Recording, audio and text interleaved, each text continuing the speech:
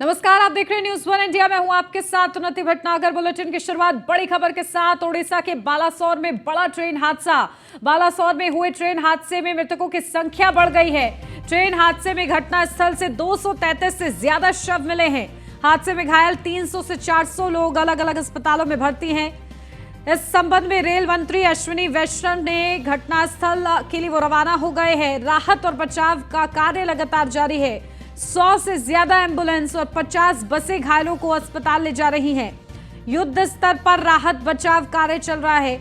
East coast railway के अधिकारी अमिताभ शर्मा हादसे के बारे में उन्होंने जानकारी देते हुए बताया है कि कोरोमंडल एक्सप्रेस पहले पटरी से उतर गई और दूसरी ओर से आ रही यशवंतपुर हावड़ा ट्रेन एक्सप्रेस से टकरा गई।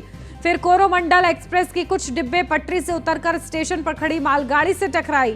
3 ट्रेनों की टक्कर से यह बड़ा हादसा हुआ है। हावड़ा से चेन्नई जा रही थी कोरोमंडल एक्सप्रेस, जिस दौरान हादसे का शिकार हो गई। इस वजह से 300 से 400 लोग घायल हुए हैं, इस हादसे का शिकार हुए हैं। तो इसी के साथ जो मृतक है उनकी भी संख्या लगातार बढ़ रही है, जहां 233 शव बरामद हुए हैं। तो हादसे में मृतकों के परिजनों को मुआवजे का ऐलान किया गया है। जहां रेल मंत्रालय ने मुआवजे का ऐलान किया है, परिजनों को 10-10 लाख रुपए की आर्थिक मदद, तो वहीं गंभीर रूप से घायलों को 2 लाख की आर्थिक मदद का ऐलान किया गया है। और इसी के साथ मामूली रूप से घायलों को 50,000 की मदद का ऐलान किया गया है। रेल हादसे में घटना स्थल से शव बरामद हो रहे हैं और इसको लेकर लगातार राहत बचाव कार्य चल रहा है। 120 से ज्यादा शव मिले हैं। तो रेलवे ने हेल्पलाइन नंबर भी जारी किए हैं। हावड़ा के लिए हेल्पलाइन नंबर जारी किया है, जिसके जरिए आप जानकारी ले सकते हैं। इस नंबर पर कॉल कर शालीमार कोलकाता के लिए भी हेल्पलाइन नंबर जारी किया गया है। खड़गपुर के लिए भी हेल्पलाइन नंबर जारी किया गया है। बालासोर के लिए भी, खड़गपुर के लिए भी, और इसी के साथ साथ जाजपुर रोड हेल्पलाइन के लिए भी नंबर जारी किया गया है। कटक हेल्पलाइन के लिए भी नंबर जारी है और भुवनेश्वर के लिए भी हेल्पलाइन नंबर जारी है। खुर्दा रोड के लिए भी हेल्पलाइन नंबर, ब्रह्मपुर के लिए भी, बालूगांव के लिए भी, पलासा के लिए भी, बालासोर के लिए भी हेल्पलाइन नंबर जारी किया गया है। नंबर के जरिए जानकारी ली जा सकती है, मदद ली जा सकती है। इसके लिए खास तौर से ये हेल्पलाइन नंबर जारी किए गए हैं।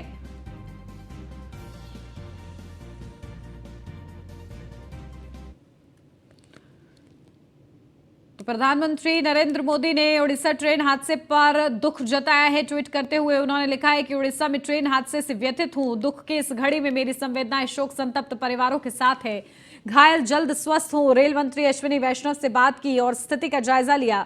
दुर्घटना स्थल पर बचाव कार्य जारी है और प्रभावित लोगों को हर संभव सहायता दी जा रही है।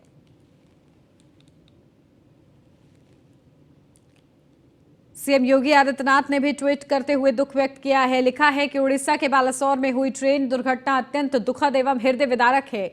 मेरी संवेदनाएं शोक संतप्त परिजनों के साथ हैं। प्रभु श्री राम से घायलों के शीघ्र स्वास्थ्य लाभ हेतु प्रार्थना है।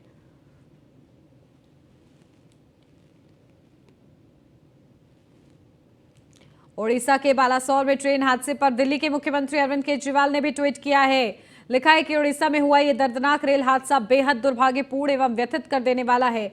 इस दुखद हादसे में जिन्होंने अपनों को खो दिया, उन सभी परिवारों के प्रति मेरी संवेदनाएं हैं। ईश्वर दिवंगत आत्माओं को अपने चरणों में स्थान दे एवं उनके परिवारों को इस मुश्किल घड़ी में हिम्मत और साहस दे।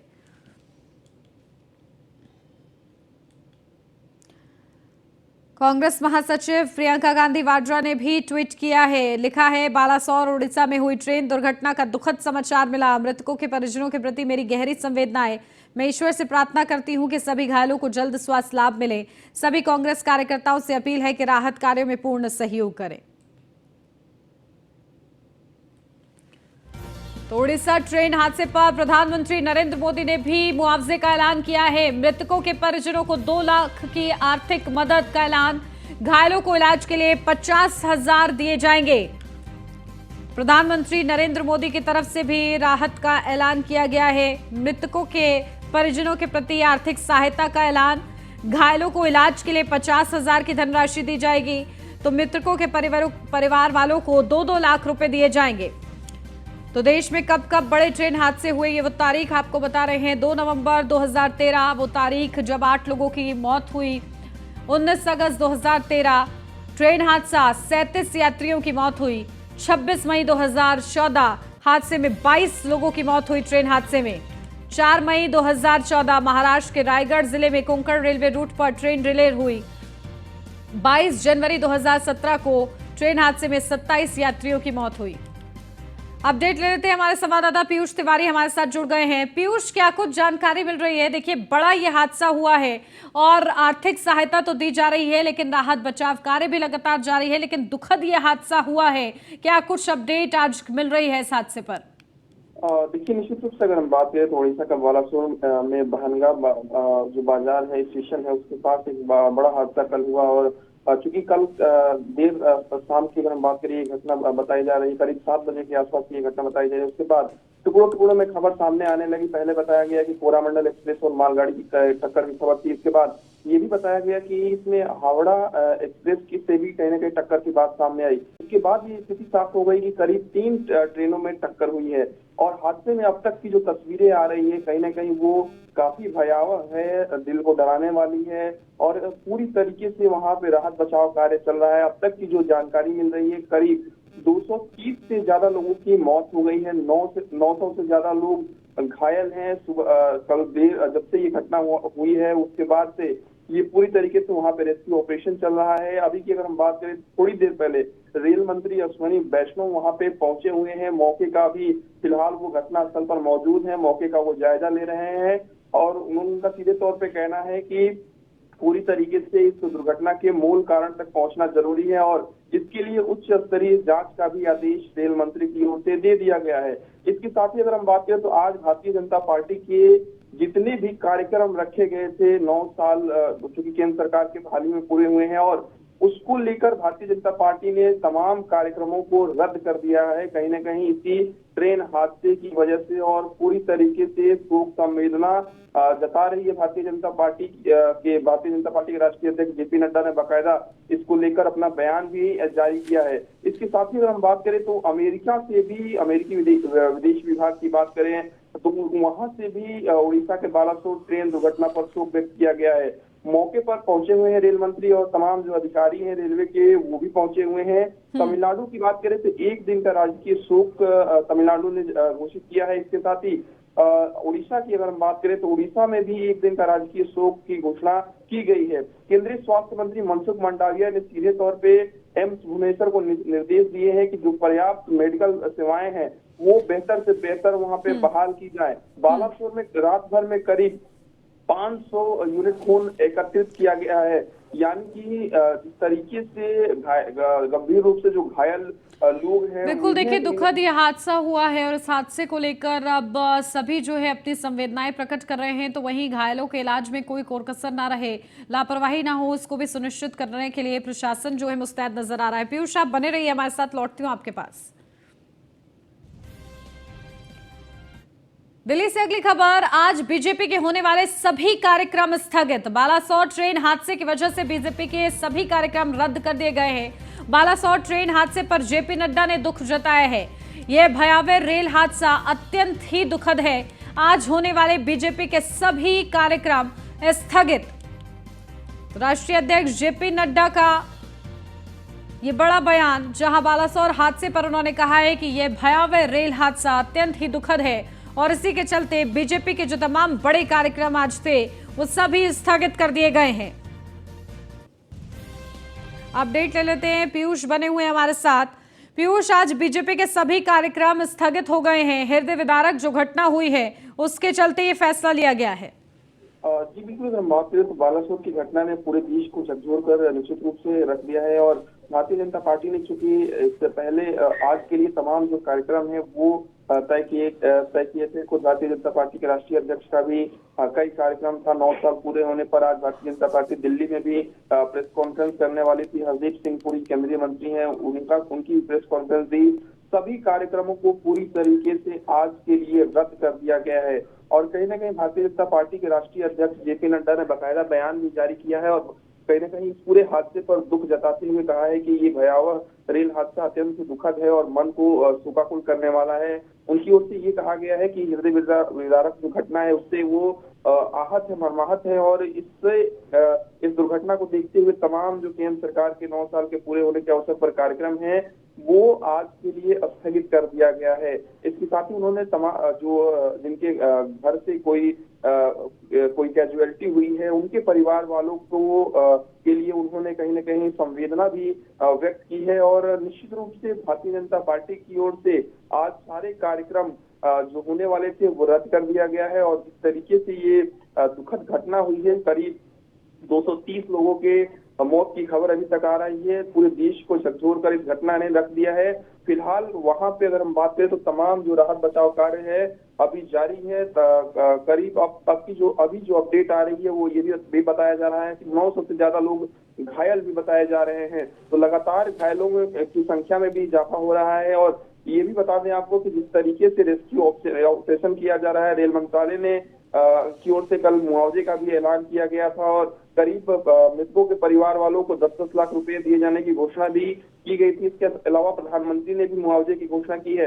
इसके साथ ही बात करें तमाम जो वहां पर व्यवस्थाएं हैं वो की जा रही है कि किस तरीके से यहाँ पे खासतौर पे जो गंभीर रूप से घायल लोग हैं उनको किस तरीके से राहत बचाव उनका किया जा सके, उनको किस तरीके से बेहतर स्वास्थ्य सुविधाएं दी जा सके। तो निश्चित रूप से आज भारतीय जनता पार्टी ने इस दुखद हादसे को देखते हुए तमाम जो अपने कार्यक्रम हैं वो रद्द कर दिए हैं और रेल मंत्री अश्विनी वैष्णव चूंकि मौके पर मौजूद हैं, जायजा ले रहे हैं कि किस तरीके से ये घटना हुई। तमाम अधिकारी उन्हें ब्रीफ कर रहे हैं और रेल मंत्री का ये भी कहना है कि अभी उनका फोकस रेस्क्यू पे है, यानी कि अभी भी रेस्क्यू चल रहा है। करीब 7-7:30 बजे के आसपास रेस्क्यू शुरू हुआ है और अभी तक रेस्क्यू चल रहा है। तो आप इस पूरे घटना का अंदाजा लगाइए कि ये कितना भीषण हादसा था और जो कि देर रात तक चला और अभी भी कहीं ना कहीं ये जो रेस्क्यू है वो चल रहा है। चाहे सेना एयरफोर्स के भी जवान वहां पे पहुंचे हुए हैं, एनडीआरएफ के भी बिल्कुल, देखिए लगातार राहत बचाव कार्य जारी है। ठीक है, बहुत शुक्रिया पीयूष तमाम जानकारी के लिए।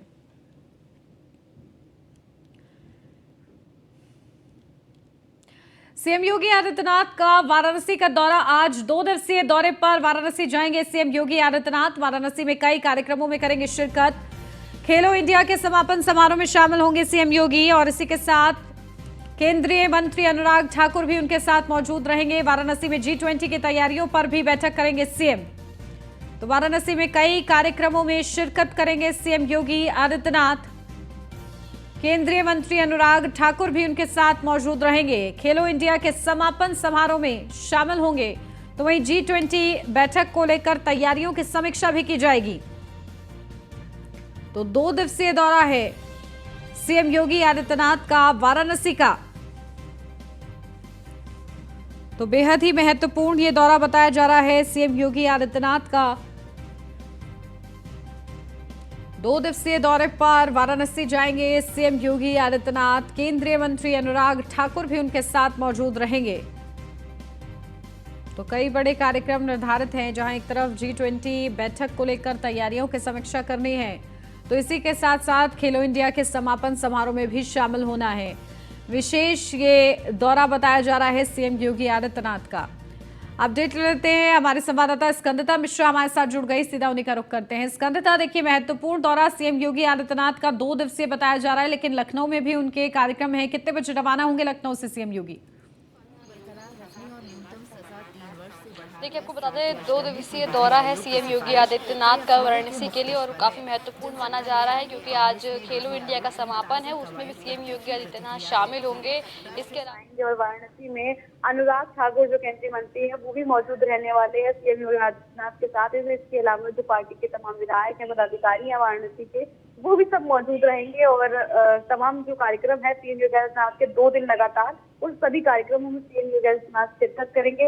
इसके अलावा आज 10 बजे लखनऊ में भी सीएम योगी आदित्यनाथ का कार्यक्रम है, जिसमें वो 93 नई एक्सप्रेस बसेस को हरी झंडी दिखाएंगे और दिल्ली के लिए रवाना करेंगे। दिल्ली से लखनऊ जाने वाली ये बसेस हैं, तो उसको हरी झंडी दिखाने के बाद में यहाँ से लखनऊ से सीएम योगी आदित्यनाथ वाराणसी के लिए रवाना होंगे। जो उनके कार्यक्रम लखनऊ के हैं वो जो है उनमें शिरकत करने के बाद में वो वाराणसी के लिए रवाना होंगे। 2 दिवसीय दौरा है और लोकसभा चुनाव 2024 के लिहाज से भी काफी महत्वपूर्ण देखा जा रहा है, क्योंकि G20 की तैयारियों पर भी बैठक होगी, खेलो इंडिया के समापन में भी शामिल होंगे। इसके अलावा जो वहाँ के कार्यकर्ता है, क्योंकि भारतीय जनता पार्टी जो है अब महाजनसंपर्क अभियान भी चला रही है, तो उसको लेकर भी योगी आदित्यनाथ की कोशिश है, क्योंकि वो हर चुनाव को बहुत गंभीरता से लेते हैं। तो ऐसे मन की कोशिश है कि जो कार्यकर्ता है और जो जनता है उसके साथ लगातार जनसंपर्क बनाए रखा जाए। जो जमीनी मुद्दे हैं उनसे वाकिफ रहा जाए कि क्या उनकी अपेक्षाएं हैं, किन मुद्दों पर काम करना है, या क्या कुछ अगर लोग नाखुश हैं तो क्यों नाखुश हैं, उन सब चीजों पर भी उनका हमेशा से फोकस रहता है। ऐसे में वो 2 दिवसीय दौरे पर है वाराणसी में, तमाम कार्यक्रम में शिरकत करेंगे और जो वहाँ के कार्यकर्ता है, जो वहाँ के लोग हैं, उनसे भी मिलेंगे। इसके अलावा जो खेलो इंडिया का समापन है उसमें जाएंगे और G20 की तैयारियों को लेकर ही बैठक करते हुए नजर आएंगे। बिल्कुल, तो देखिए महत्वपूर्ण 2 दिवसीय दौरा सीएम योगी आदित्यनाथ का है, बड़े कार्यक्रम भी है। आप स्कंदता बने रहिए हमारे साथ, लौटती हूँ आपके पास। यूपी को मिलेगी 93 नई एक्सप्रेस बसों की सौगात। दिल्ली के लिए 93 एक्सप्रेस बसों का शुभारंभ करेंगे सीएम योगी आदित्यनाथ। 7 नई साधारण बसें भी दिल्ली के लिए रवाना होंगी। यूपी राज्य परिवहन निगम के स्थापना दिवस के मौके पर यह विशेष कार्यक्रम में परिवहन मंत्री दयाशंकर सिंह भी शामिल होंगे। सुबह 10 बजे 5 कालिदास मार्ग यानी कि मुख्यमंत्री आवास पर यह पूरा कार्यक्रम निर्धारित है। तो आज बड़ी सौगात देने जा रहे हैं सीएम योगी आदित्यनाथ। 93 बसों को हरी झंडी दिखाकर रवाना करेंगे। अपडेट लेते हैं, स्कंदता बनी हुई है हमारी संवाददाता हमारे साथ। स्कंदता, क्या कुछ अपडेट? देखिए 93 बसों को हरी झंडी दिखाकर रवाना करेंगे, क्या फेयर होगा इस दौरान? क्या इसको लेकर भी कोई सुविधा दी गई है? क्योंकि एक्सप्रेस ये बसें रहेंगी तो इसमें सुविधाएं जो हैं बेहतर मिले यात्रियों को, ये भी सुनिश्चित किया गया है। देखिए, आपको बता दें आज उत्तर प्रदेश यूपी परिवहन निगम कहीं ना कहीं लखनऊ वासियों को उम्मीद थी कि इस बार योगी जी को क्या तोहफा देंगे, क्या सौगात देंगे। तो ये 93 नई एक्सप्रेस बसें हैं जिनकी सौगात आज उत्तर प्रदेश के सीएम जो है लखनऊ वासियों को देने वाले हैं। और लखनऊ से दिल्ली जाने वाली ये बसें हैं 93 नई एक्सप्रेस बसें, जिसमें जो सुविधा से परिपूर्ण है, तमाम जो सुविधा से परिपूर्ण है नई एक्सप्रेस हैं उन गाड़ियों, उन सबको आज सीएम योगी आदित्यनाथ हरी झंडी दिखाएंगे। और इसके अलावा जो परिवहन मंत्री हैं दयाशंकर सिंह, वो भी मौजूद रहेंगे और उनके साथ में 10 बजे का ये पूरा कार्यक्रम है। 5 कालिदास मार्ग यानी कि सीएम आवास के बाहर जो है 93 बसें वो पहले से मौजूद हैं, पहुंच रही हैं वहां पर लगातार। 10 बजे जो है सीएम योगी आदित्यनाथ उनको हरी झंडी दिखाकर रवाना करेंगे। और लखनऊ वासियों के लिए आज दिन जो है वो बेहद खास है। उनको 93 नई एक्सप्रेस बसेस तो मिल ही रही हैं, इसके अलावा 7 नई साधारण बसें भी है जो लखनऊ से दिल्ली जाने वाली, उनको भी आज सीएम योगी आदित्यनाथ रवाना करेंगे, हरी झंडी दिखाएंगे। तो कहीं ना कहीं उत्तर प्रदेश की जो लखनऊ की जनता है उसके लिए दिन बेहद खास है। और कहीं ना कहीं जो आज यूपी परिवहन निगम का जो स्थापना दिवस है, ऐसे में इससे बेहतर तोहफा लखनऊ की जनता के लिए कुछ नहीं हो सकता था कि उनको उनकी जो यात्रा है उसको आसान करा जाए। और खास करके जो क्योंकि ज्यादातर यात्री लखनऊ में ऐसे हैं जो दिल्ली की ओर जाते हैं, और ऐसे में सबसे ज्यादा संख्या जो यात्रियों की है वो दिल्ली जाने वालों की है। तो कहीं ना कहीं बिल्कुल, तो देखिए दिल्ली तक का अब जो सफर है यात्रियों का वो सुगम होगा। 93 नई बसों को हरी झंडी दिखाकर रवाना करेंगे सीएम योगी आदित्यनाथ। नजर बना के रखिएगा इस कार्यक्रम पे। बहुत शुक्रिया स्कंदता आपका। मेरठ के महिला जिला अस्पताल में महिला तीमारदार ने गार्ड पर शराब के नशे में धुत होकर अभद्रता करने का आरोप लगाया है। बता दें कि बागपत रोड स्थित शिवकुंज भोला रोड की रहने वाली महिला अपने पति के साथ अपनी नंद को खाना देने के लिए गई थी। इसी दौरान महिला अस्पताल के मेन गेट पर तैनात चौकीदार ने महिला से अभद्रता की, जिस पर महिला और उसके परिजनों ने हंगामा कर दिया। वहीं अस्पताल में मौजूद कई लोगों ने भी अस्पताल के लोगों का सही व्यवहार न होने की बात कही है। मौके पर पहुंची पुलिस ने हंगामा कर रहे लोगों को शांत कराया है। साथ ही गार्ड पक्ष ने भी महिला पक्ष पर अभद्रता करने का आरोप लगाया है।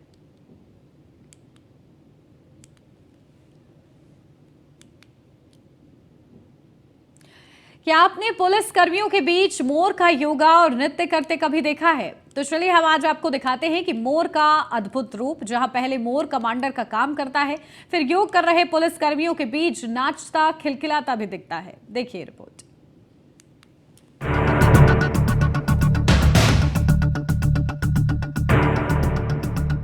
स्वस्थ रहने के लिए हम योग करते हैं। इसी को लेकर प्रतापगढ़ में जहां एक ओर पुलिसकर्मी योग कर रहे थे तो वहीं दूसरी ओर नाच रहा एक मोर चर्चा का विषय बन गया।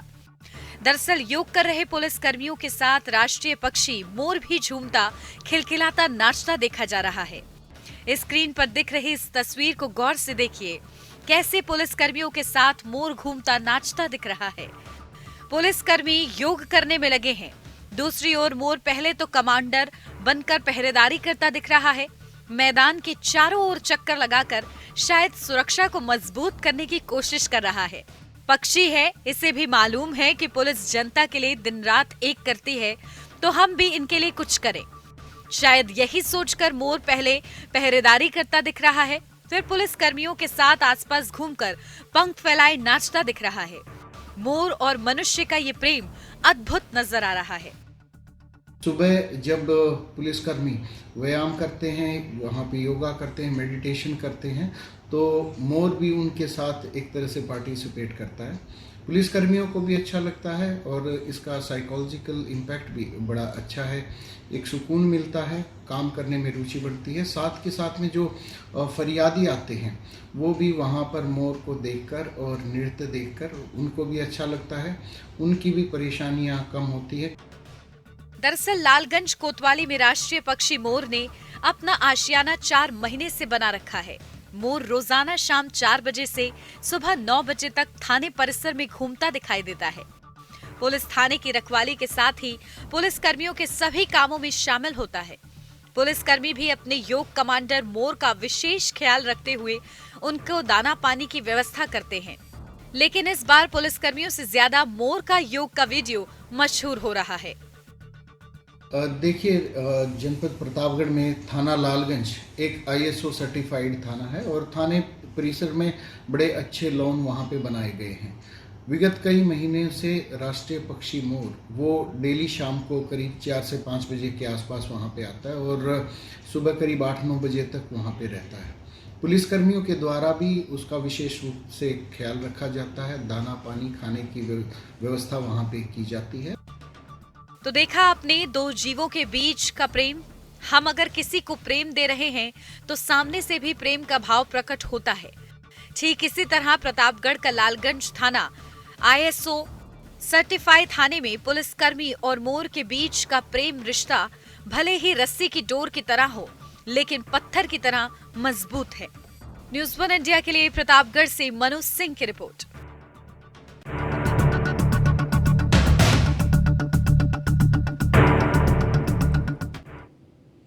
और इसी के साथ इस बुलेटिन में बस इतना ही। खबरों का सिलसिला आगे भी जारी है। आप बने रहिए न्यूज़ 1 इंडिया के साथ।